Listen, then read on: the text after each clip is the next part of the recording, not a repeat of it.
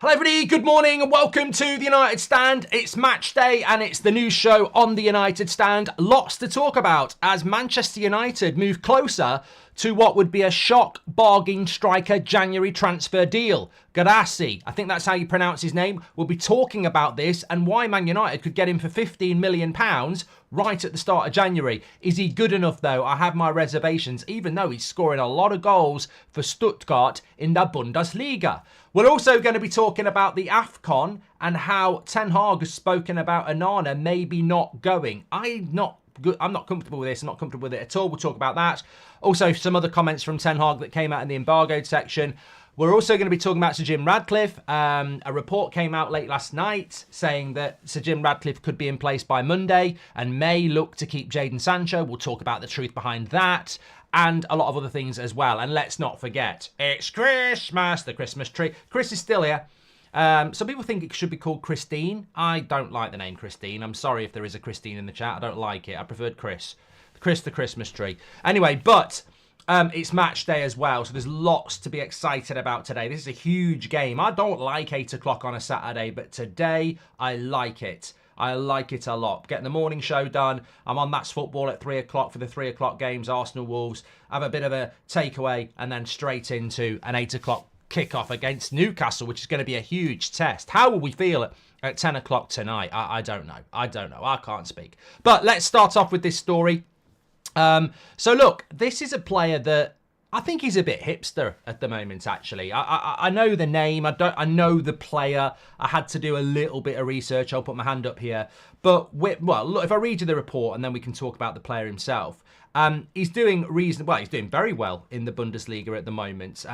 His name is, I can't pronounce his first name. I think it's Serhu Guirassy. And this is the report. It's coming in from Plättigol in Germany through Sky Sports Germany. Guirassy is definitely on Manchester United's list. United have asked about signing him and they are a club Guirassy would think about joining. The transfer could take place as early as January and would only cost United €17.5 million due to the player's release clause. Now, he has scored a lot of goals in the Bundesliga this season for Stuttgart.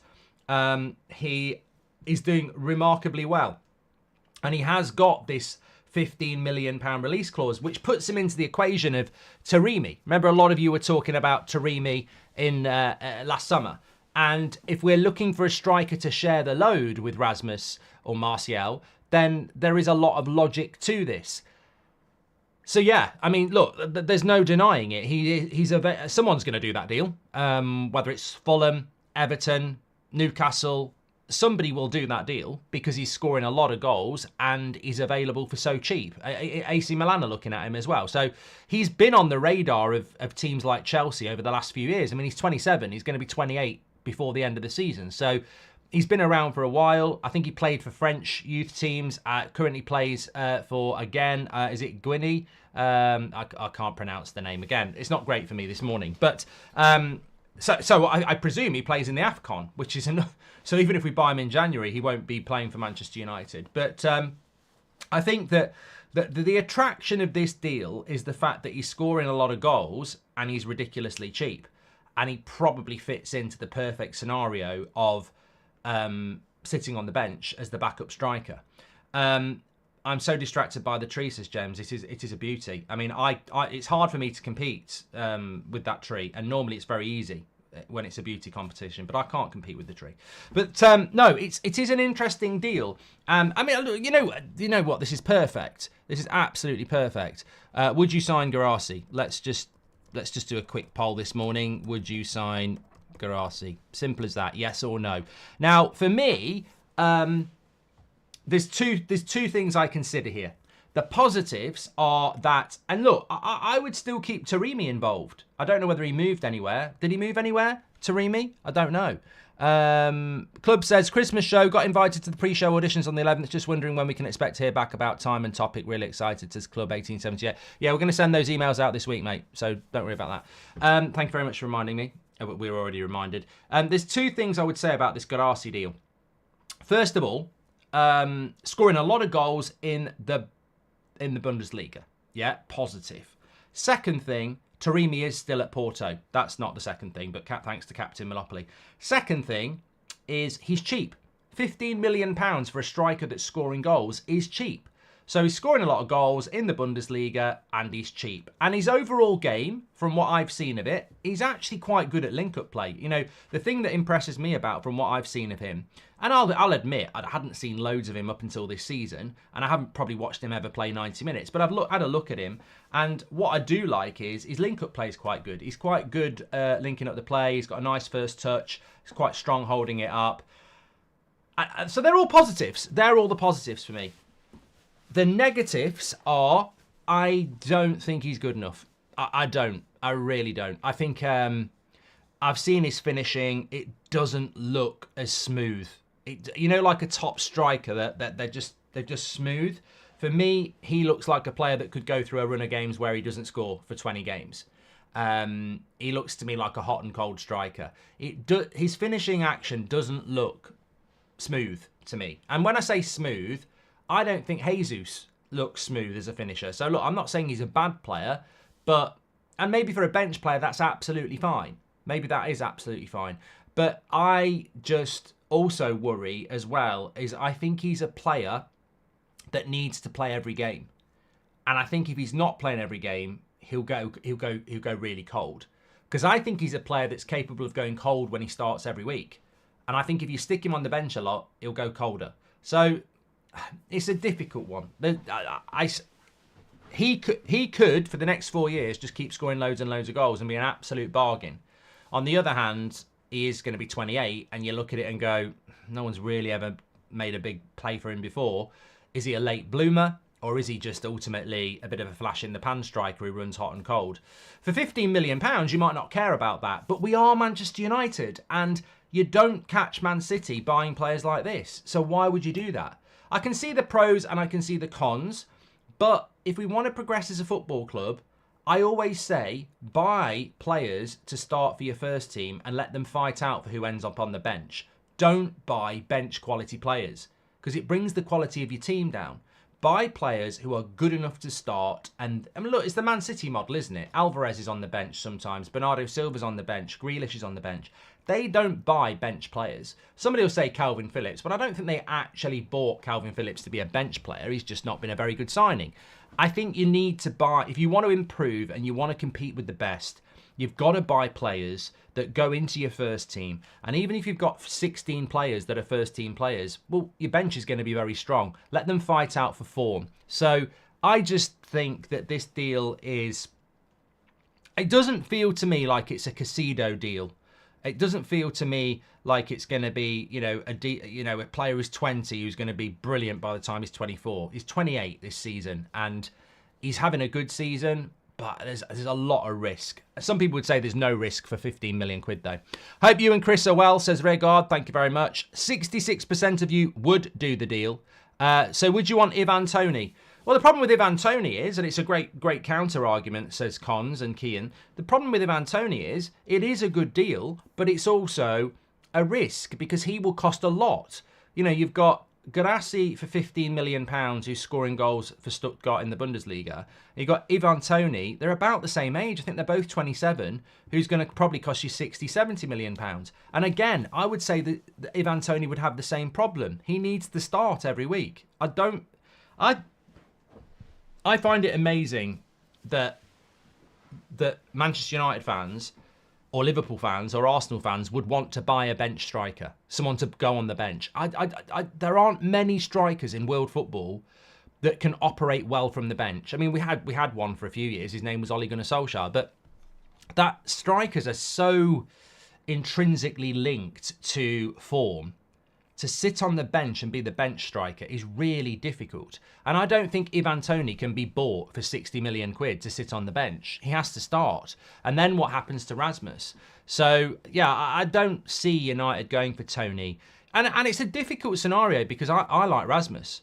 You know, I like Rasmus. I mean, thinking about a Christmas song, pass to Rasmus, he'll score you a goal, but the very next play, you give it away. This year, to save us from tears, give it to someone special, Rasmus. I just made that up. I planned it for ages. But I do feel that that's the thing with Rasmus. Give him the ball. Give him the ball, give him the chances, and he'll score the goals. There's nothing in Rasmus that makes me think that he can't be our star striker for the next 5 to 10 years. It's just a service thing. So buying a Tony or an Osman would worry me, because we're never going to play with a front two. Would you want Adeyemi to come to United as clipped? Look, I like Adeyemi.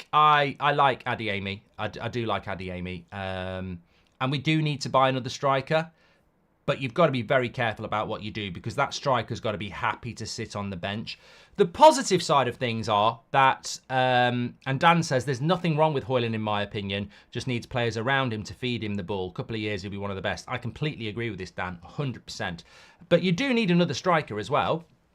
I suppose the flip side to the coin is, if you did bring in a Guirassy or someone like that, and you've got Rasmus, we play so many games now for so long, I think 10, 15 years ago, you might sit on the bench for 4 games and never get on. I think you're never going to sit on the bench and not get on as a striker now, because the game is so intense, it's so quick, there's so many injuries, there's so many fitness issues, and also every game seems to go north of 100 minutes. So you are going to get at least half an hour every game, which is always going to be useful. So we do need another striker. I just don't know whether this Guirassy guy really rocks my boat. I might be completely wrong on this, but I just don't like the deal. I think it's cheap, I think it's risky, and I don't think it's really ambitious for what we want to be as a football club. In 2 years' time, he's going to be bloody 30. You know, for me, it's just not the right sort of deal.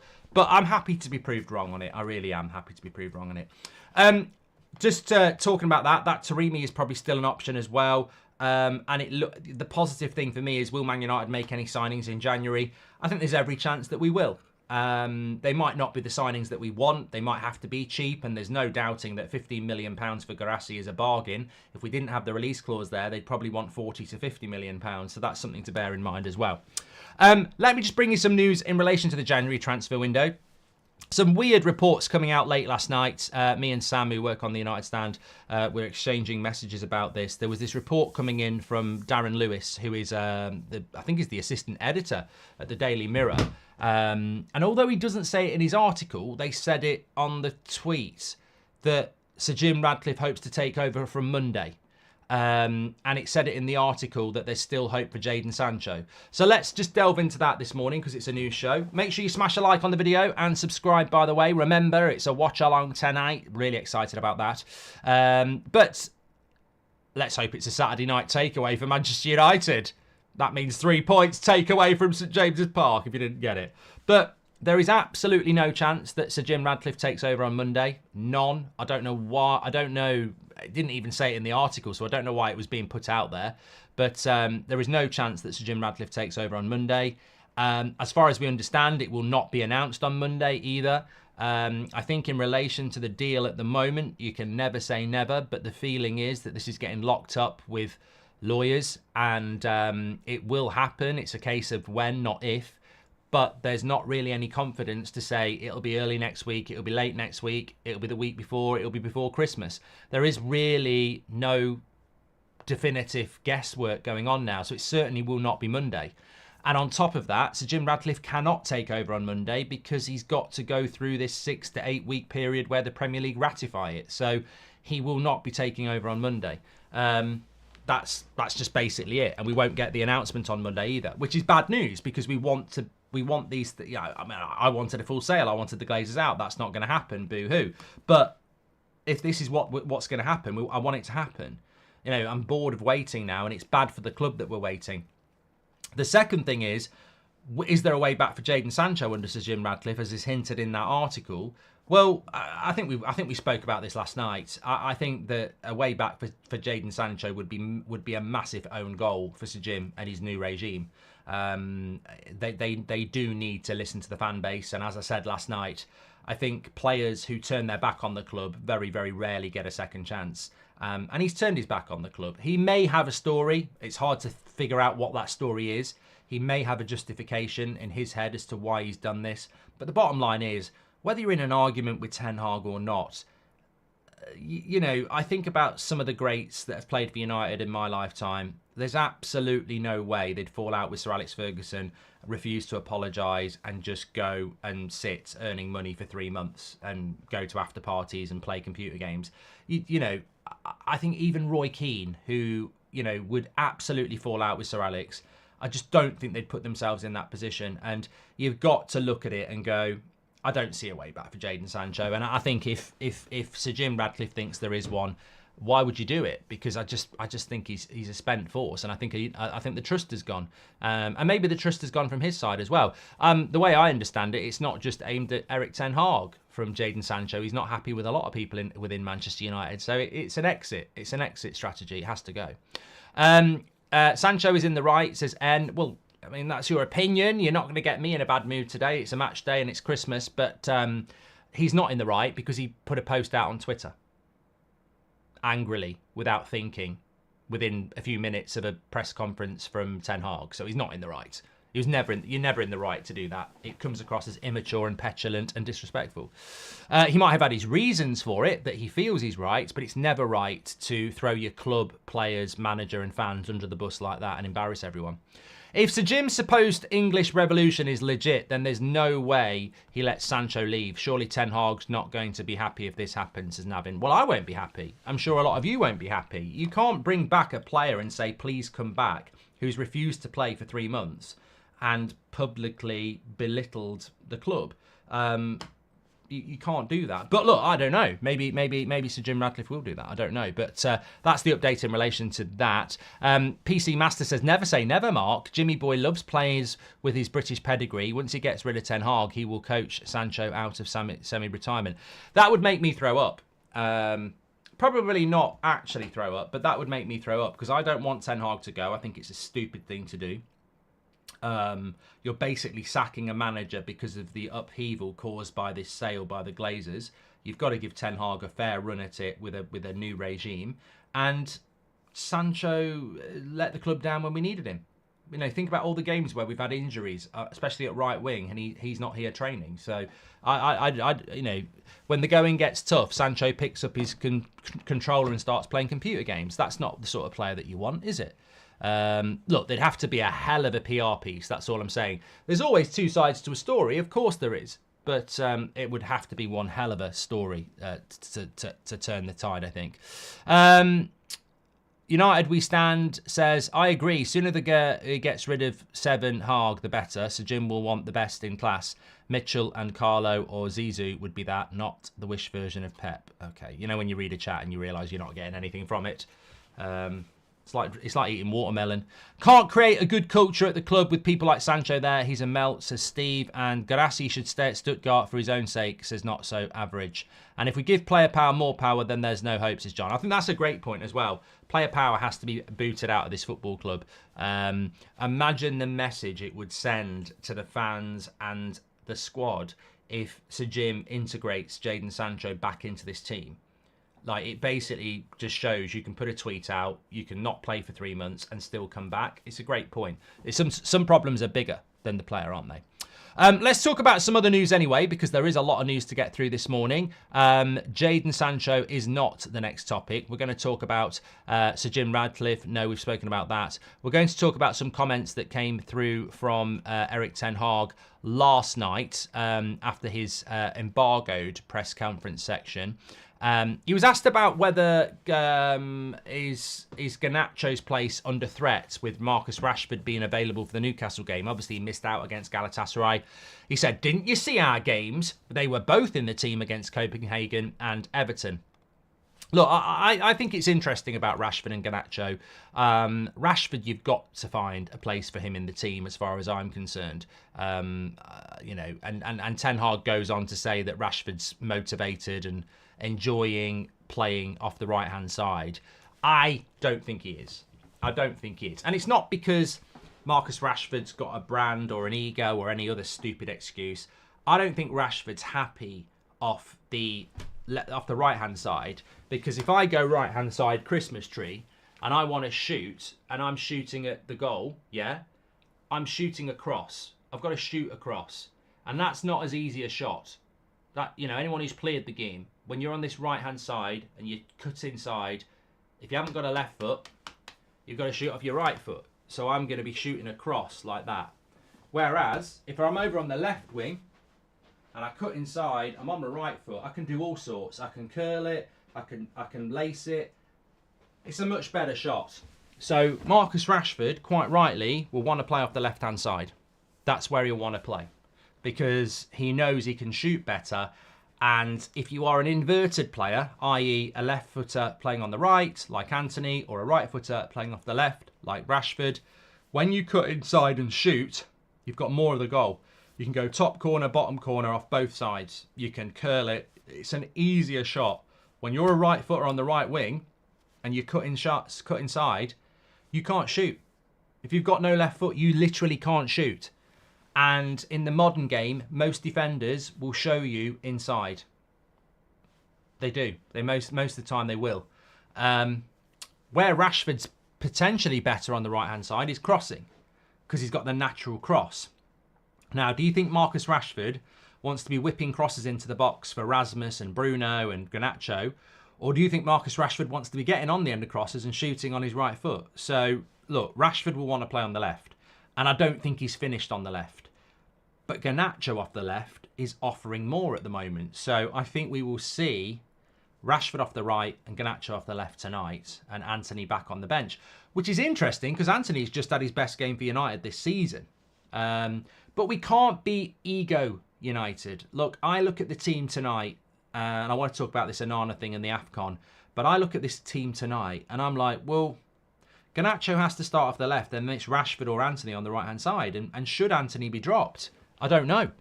I want to see more of Pellistri, says Fuster. Well, he didn't play that well the other night, so I don't think he's playing tonight. Maybe Anthony deserves start tonight, I don't know. In the midfield, I wouldn't start McTominay. I thought he was absolute shit against Galatasaray, but he will probably start because for some reason he's popular with another manager.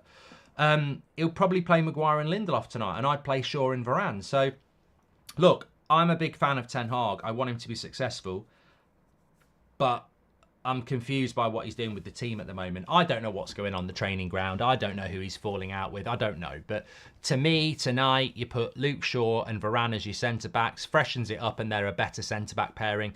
I just think, if I'm a manager and I'm under pressure, why would you not pick your best team? Like, why would you make your job harder by trying to be niche and clever and hipster? Like, Luke Shaw and Varane as a centre-back pairing just suit each other so well. You've got the left foot, right foot. They're both quicker than Lindelof and Maguire, and they're both better than Lindelof and Maguire. So I would pick Shaw and Varane as my centre-backs.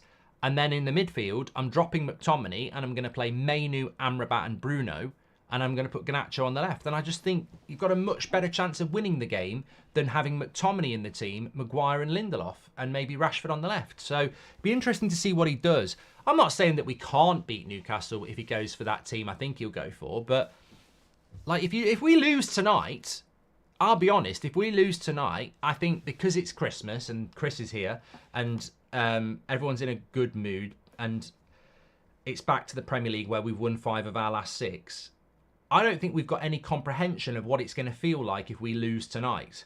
And I think if we lose tonight, I think the media are ready. They're ready to go with the Ten Hag out stuff again. Because no Premier League manager's been sacked yet. So I think losing tonight would be massive. And if I'm Eric Ten Hag, I know that. But I also know winning tonight is massive as well. So just pick your strongest bloody team. Stop pissing about. At some point, we all know the team he's picking at the moment is going to get its arse handed on a plate big time. Probably Anfield. So start preparing for it by picking your best team. Is it just me or did Anthony play well on Wednesday? I think he played well, says Son. He did. I was very, very happy with him on Wednesday. I wasn't happy with the result, but yeah. Jem says they've probably already got their stories out ready to go. Oh, 100%. We've played the game. We've all played the game. We know what's going to happen. If Man United lose tonight, the way the Premier League table looks, a lot of teams don't play till tomorrow, but Newcastle will go ahead of us, and yeah, it will be all over us. Do you think there's any chance he'll go with Varane and Maguire? If he goes Varane and Maguire, it's better than Maguire and Lindelof. I just feel more confident with Rafael Varane in the team than I do without it. And I know he had a bad game when he came on against Copenhagen, but there was obviously something going on. I think Varane's got a point to prove. And I like, but I do like Luke Shaw at centre-back. I really, really do. Also, Erik ten Hag was talking about Onana again in the embargoed section. He said, do you accept that Onana makes mistakes because of his skills with the ball? I don't accept that because he has the potential. He has the ability to be solid in all areas. And he also went on to talk about why he's sticking with Onana. He said, look, I've explained it before. After Alisson, at the moment, he is the best stopper in the league from preventing expected goals. So you deserve to play. Asked whether he's undroppable, Onana, Ten Hag said, of course not. No one is undroppable. That is also clear. We believe, and we have a strong belief, that he will help us win trophies. This irritated a lot of people last night, but I think that look, I see a little silhouette of a man. I see a story and theme from doing this for years and years and years with you great people. Rizuka, thank you very much. Welcome to Members Club. Weston says Rashford isn't scoring from the left and Garnacho is. Garnacho must be start on the left and go Navy beat the Army, says Weston. Thank you very much. Yeah, I think that you do this long enough, you've played the game, you read the game, we've all been there, and really, Ten Hag will get criticised for not dropping Onana, but he also knows what I know and what you know. If he does drop Onana, he'll get absolutely rinsed. And what I mean by that is you'll get the press. And when I say the press, I mean, it's hard to say what the press is these days because social media, in a way, is the press. When I was growing up, the press would be, the back pages of the Sun and the Mail and everything, like physical newspapers. Whereas today, there's so many websites, there's so many outlets, there's social media. So when I say the press and the media, I generally just mean, the noise. And the noise, the noise is you need to drop Onana. You need to drop Onana, right? And we've done polls on it. You need to drop Onana. And he doesn't drop Onana, so he gets criticised. But if he does drop Onana, it's almost entrapment because if he drops Onana, people won't leave him alone. People won't go, good on you, Ten Hag, you've made the right choice. They'll go, ha, ha, ha, ha. Now he's dropped Onana, which we've told him to do. But now he's done it. He's dropped a player that he spent £50 million on. Ah, yeah, you're an idiot. You're an idiot for dropping Onana. So he can't win, is my point. So sometimes you've got to look at it like that. Would I drop Onana? Probably. Would you drop Onana? Probably. Can Ten Hag drop Onana? Absolutely not. You've got to double down, be stubborn, and back your opinion. Because if he drops Onana, that is Ten Hag basically putting a nail in his own sacking, really. Because he will be slaughtered for it. And quite rightly, probably. You can imagine, well, we've spoken about it. If he drops Onana, people will start saying, you got rid of David De Gea for nothing, who was a better shot stopper than Onana, for a ball-playing goalkeeper you don't even use, and you spent £50 million on it. This guy ain't good enough for this league. He's just buying his mates. You can imagine the headline. So he's got to stick with Onana. I get that. It's happened for time, and we saw it with Solskjaer, with Maguire, as I said before. We saw it with Mourinho, and we saw it with Van Gaal. They will stick with their players that they've bought, especially their expensive ones. And Ten Hag has to do it. Unfortunately for Ten Hag, he's got a few players that he's got to do it with. He's got to do it with Antony. He's got to do it with Mount when he comes back. But he's got to do it with Onana. I think Onana was such a symbolic signing in the summer. It was meant to be, well, it was ruthless. It was ruthless. It was aggressive, and it was transformative in its essence. It hasn't been yet, but that was the whole point. He was doing it to be ruthless and aggressive and transformative. I mean, there was no reason in my mind to replace David De Gea, but the reason Ten Hag did it, and many of you wanted it, and I'll put my hands up and respect it, the reason he did it is he wanted a goalkeeper that can play out from the back. He's got to stand by that. He can't say 4 months later, I got it wrong, because he may as well sack himself. So I think this Onana, what I'm trying to say is I think the Onana story is a bit of a red herring. I don't think it means anything because there's this demand to drop Onana. But we all know if Ten Hag did do that, he'd be slaughtered. So he's got to stick by his signing, and I respect that. Maybe he can't play Varane and Reguilon due to fitness, says David. 64% of you would sign Guirassy. If you're not watching live, get your comments in around that. He will stick with Onana, though, and he's obviously done his homework on Onana because apparently Onana is second to Alisson for stopping expected goals. There's a flip side to that coin. How the fuck is Onana second for stopping expected goals when we've been playing shit like Luton and Fulham and Everton and Sheffield United and Brentford and Burnley? I mean, we've played a lot of shit this season. Why is our goalkeeper second for stopping expected goals? Because we are giving up so many chances against shit. I mean, but you can twist stats, and that doesn't mean that. Can I just say that doesn't mean Onana's not making good saves. If he's second for stopping expected goals, that's absolutely fine. But if I was Ten Hag, I'd be more concerned about why we're giving away so many expected goals against shit teams. Because hello, we're defending badly. We are defending badly.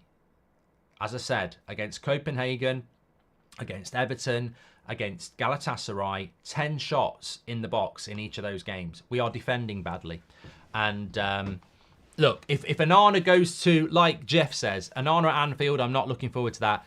If Onana goes to Anfield and keeps a clean sheet by stopping expected goals, that's when you start to praise a goalkeeper. Because we're Manchester United. There's not many Man United fans out there that, at the moment, that are singing about 5 wins in our last 6 Premier League games, because we're Man United and we know the opposition are the sort of teams that we should be beating. If Onana had not given up those goals in the Champions League and Erik Ten Hag started Binder this week, would have you feel the same? He needs something before Onana leaves, says Weston. Chelsea next week, says Warren G as well. Yeah, our next few Premier League games are obviously Newcastle tonight, Chelsea at home, Bournemouth at home, Liverpool away, West Ham away, Aston Villa at home. And obviously we've got Bayern Munich in between Bournemouth and Liverpool. So, yeah, very, very big run of games. Interestingly, though, just before we move on from Onana, Erik Ten Hag was asked about, and he was also asked about whether he thinks the fans are happy with the way we're playing at the moment. So you can answer that one yourself. But he was asked about if Andre Onana is going to go to the AFCON. He said that if he gets called up, he'll go, but we are in talks. I don't know what this is all about. I think United made a huge error of judgment in buying Onana this summer because they knew he'd be going in January. And if they did their homework, they'd also know that every new goalkeeper that comes to United has an adjustment period. But, I mean, it's almost an example of how badly we are run that the AFCON is next month and we're still in talks about whether our number one goalkeeper is going or not. Everywhere we go and everywhere we look, we seem to find incompetence. We know about the incompetence on the pitch. We've seen it. We know about the incompetence in the transfer window. We've witnessed it for years. We've seen the Malacia and Martinez injury relapses this season. Just pure incompetence. But with Onana, he's either going to the AFCON or he's not. Why are we still in talks in December? And why are we in talks in December? Was he going if he was playing well? And he knew he'd get his place back, and now he's thinking, I'm not playing well, I might stay. I mean, what does that say about the mentality of the player? If I was playing well, I would go off, I'd piss off for a month and play for my country. But if I'm not playing well, I'm a bit worried that I might lose my place, so I'm going to stay now. That's not a winning mentality. It's not cowardly either. It's an odd mentality. So you're telling me if Onana was playing well, he'd be off to play in the AFCON because he knew he'd get his place back. But because he's not playing well, he's now thinking, oh, I don't want to lose my place. I don't even know what I think about that. And also, as a manager, Ten Hag, we're in talks. Well, you're the manager. Why are you telling him to go? Or why are you telling him not to go? Why is his current form an impact on whether he goes or not? It's just all a bit. And why are we doing it a month before? This is what annoys me about Manchester United and the way it's run. We're a month before the January transfer window. We still don't know when this Sir Jim deals are going to happen. And we're a month before the AFCON and we still don't know whether our goalkeeper's going to go or not. I mean, what do they say about piss poor planning leads to piss poor performance? It's just the same. I don't think if Alisson was playing, imagine the Copa America was in January. I don't think Klopp and Alisson would be going, we're in talks about whether I'm going to go or not in December. And the same with Pep. It's just always the same with United. Kind of off topic, but I think the manager doesn't start Mainu and Sofian together because they are supposed to be subs for each other, which is a shame, says Ryazaki. I'd like to see them both starting tonight because I think we need a bit of energy in that midfield. But yeah, whether it happens or not, I don't know. Interesting comment from Ten Hag on whether the fans are happy with the way the club are playing. He says, I think so. If you see the goals we've scored recently in Copenhagen, at Everton, on Wednesday, in Istanbul, we scored some very good collective goals. The fact of having a good plan of giving creativity to the players in the positions where they perform the best allowed us to score some very good goals. So I'm going to ask you, as a poll, are you happy with the way we're playing right now? And if you're not, or you are, please get in the chat and let me know. Am I happy with the way Man United are playing at the moment as an individual who's one voice in millions? No, I'm not happy, actually, because I thought the Everton game, we saw a wonder goal. We saw a wonder goal, a penalty, and a decent goal. I think Everton created better chances than us, and 3-0 was a bit of a false scoreline. But I was very happy with that. With Galatasaray, I just think it was impossible not to score against them. They play so open. My biggest problem with United is we have no balance. If a game is open, we can score 3 goals, but we'll concede more. And if a game is tight, we'll rely on a moment, and it'll be a very hard watch. I don't think we're playing well at the moment. I don't think there's any cohesion. I think we're playing survival football. With no consistency across even 45 minutes, let alone 90 or game to game. I think we see glimpses. I think we see moments of. I agree. I think we've seen moments of some good play. I thought the goal that we. I thought the goal, the Garnacho goal, was a worldie, and he'd struggled to do it again. But I thought the actual build-up from Lindelof to Rashford to Dalot, I thought that was a good goal, and I think we're capable of doing that. But I think we almost praise it too much. I mean, the Liverpools and the Man Cities and their Arsenals, they're doing that 10, 15, 20 times a game, those sort of transitions and plays. So I don't think we're playing well. I don't think we're defending well. And I don't think we can play. I mean, we've got a goalkeeper who wants to play out from the back, and we don't do it. So I don't think there's any cohesion between the team. And I think as a team, you are judged as how you play as a team. I think there are certain individuals within our team at the moment that can do exciting things, but I don't think there's any cohesion from back to front across the whole of the team at the moment. And it's difficult to say that we're playing well, because when a team is playing well, the clue is in the team, and we're not playing as a team well. I think there are aspects of our game that have worked quite well, and I think there's certain combinations in the team that work quite well. But as a team, we're not playing well, because playing well isn't just scoring 3 goals. Playing well is defending well and keeping possession well and being exciting. And I don't think we are at the moment. And I think the reason for that is there is just a sense in my mind of a team that is just surviving. We're just surviving. Now, if we can go to Newcastle tonight and play good football and draw, this is controversial. If we went to Newcastle tonight and played well and drew 2-2, I would rather that than scrape a 1-0 playing like we have done for the last few weeks. And people would go, no, the points are more important, Mark. And I agree with that. But we can't keep. I'm of the opinion that we can't keep doing this. We can't keep surviving and scraping results. This league won't allow that. There's too many good teams in it. At some point, we've got to start playing well as a team. And I would take a draw against Newcastle tonight where we play well and can take something from it than another Fulham or Luton where we just get by. We've got to start playing as a team. I mentioned this in the international break. This survival mode will not last. It's only the start of December and the season ends at the end of May. Can't play like this for 6 months. We need to. It's not sustainable. It's not sustainable, solid. That's the point. So we've got to see some transition into good football at some point. But it's hard to see where that's going to be because I don't really understand what he's doing at centre-back and I don't really understand what he's doing in the midfield. So it's very hard to see that transition, because I think the way we're playing is set up to be a bit survival. 78% of you are saying no, we're not playing well right now, and 22% are saying yes. I completely get why Ten Hag is saying we're playing well, though, because he's got to defend what he sees as good results. In the first season, Ten Hag was always on about winning games, and now we look like we don't care about winning, says Frozen. Well, we have won 5 of the last 6 in the league. Safas says, I think Ten Hag meant we are playing exciting attacking football. We only have a problem with defensive organisation. Rad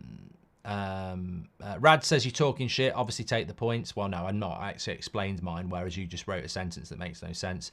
RNC says, although we've got very little chance, do you want us to qualify for the Champions League, or would you rather the team focus on the Premier League? I want us to qualify for the Champions League or the Europa League, because we need the money. I get the footballing side where people say not having European football would help us in the Premier League and not be a distraction. But when you lift the cover of United, which some of us have, financially we can't afford to be out of Europe before Christmas. It will cause huge problems. It will cause huge problems. Like we've got to be in Europe in some way, shape or form. And I know people say, well, not the Europa, but we have to be. And look, we're not necessarily out. Copenhagen got a draw with Bayern Munich. We can get a result against Bayern Munich. We shouldn't be writing things off. The thing is, if we do get a result against Bayern Munich, we could still end up in the Europa League because of the fucking VAR penalty that wasn't given to Bayern the other night, that no one seems to be looking at, that could have a massive problems for us. Massive problems.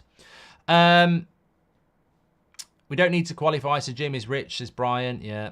And we should have beaten Galatasaray, man. We could have used that win in so many ways, says Ryazaki. Exactly. I mean, taking a... Look, part of me wants Galatasaray to get through that group and then watch what happens to them in the knockout phase.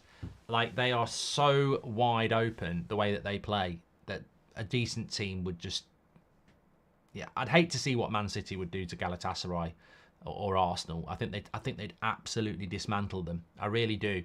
It's so frustrating watching Man United play Galatasaray home and away, because I'm watching it and I'm going, all I'm telling my players to is just calmly find the space and pass through their press, and you're at them every single time. But we just couldn't figure out how to do it. Tonight will be a very different game, though. Be a very different game tonight. In fact, I just want to grab a quick... so 77% of you saying not playing well at the moment. Let's get a quick straw poll on the result tonight. I just want to get your feelings going into this game. Who is going to win tonight? Obviously, I've gone with the United win because I'm an idiot and I just won't acknowledge as being underdogs ever. But... be a very different game for Manchester United tonight. Newcastle would probably beat Galatasaray. Got a good front three, Newcastle. Isaac, Gordon and Almiron. They've got Bruno Guimaraes in their midfield and, Joel Linton's in there as well. So they're very aggressive.